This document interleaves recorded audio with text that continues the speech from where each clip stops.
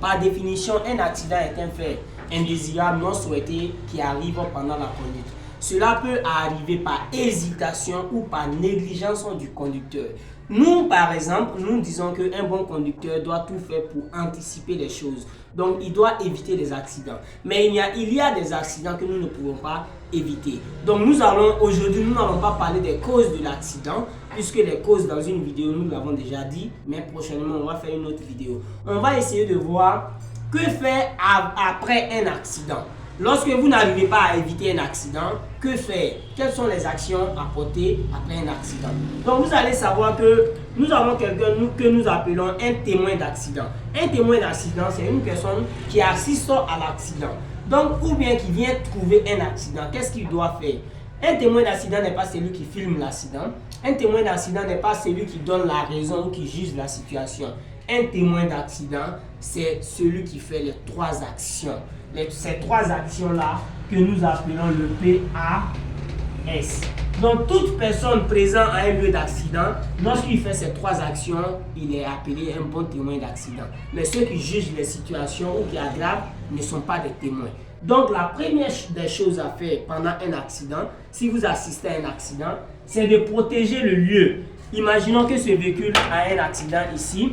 Donc, immédiatement, lorsque vous venez, il faut penser à baliser les lieux. Mais nous allons juste utiliser un mot que nous allons dire, il faut protéger le lieu. Donc, le lieu sera protégé avec ce que nous appelons un triangle de présignalisation.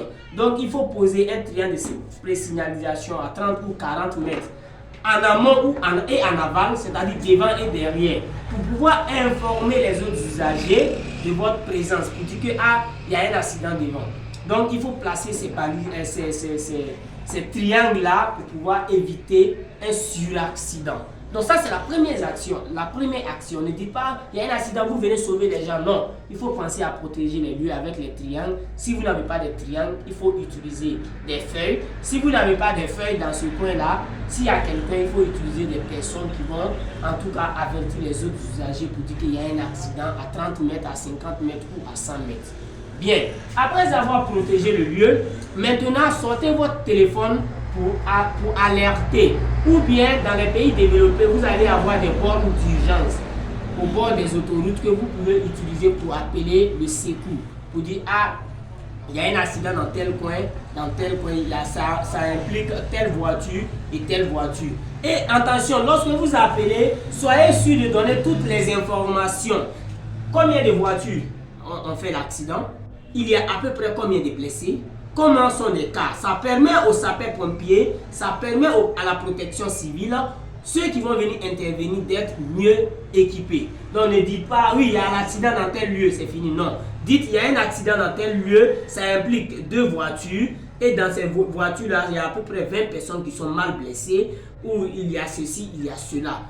Et l'endroit aussi, localiser l'endroit très bien à ce que les sapeurs ou les secouristes puissent localiser le lieu. Mais dans les pays développés, quand vous appelez immédiatement, c'est localisé. Mais chez nous en Afrique, c'est à vous de localiser le lieu. Après avoir averti les autorités ou les secours, il faut maintenant secourir.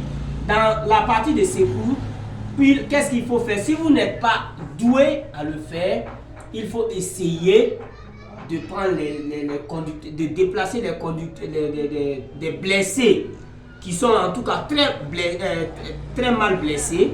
Il faut essayer de les aider en cas si la voiture veut s'exploser ou bien s'ils sont coincés. Mais s'ils ne sont pas coincés, que vous n'avez pas la capacité, c'est mieux d'attendre les secours. Puisque à chaque déplacement des blessés, vous pouvez aggraver les situations si vous n'avez pas de formation. Raison pour laquelle en France, tous les usagers de la route ont au moins une formation au premier secours. Donc voilà un peu ce qu'il faut faire. Il faut essayer de secourir les blessés à l'aide de la boîte médicale ou à l'aide de votre connaissance personnelle. Si la personne est consciente ou inconsciente, il y a ce qu'il faut faire que nous allons expliquer dans nos prochaines vidéos. Si la personne est inconsciente, il faut mettre la personne à la position PLS. position latérale de sécurité pour éviter que la personne s'étouffe avec sa salive ou avec la respiration, etc., etc. Donc, voici les 3 actions qu'il faut faire. Protéger, alerter, secourir. Donc, pour plus d'informations, vous pouvez nous joindre sur nos numéros WhatsApp qui vont apparaître en dessous ou en haut de la publication. Merci beaucoup.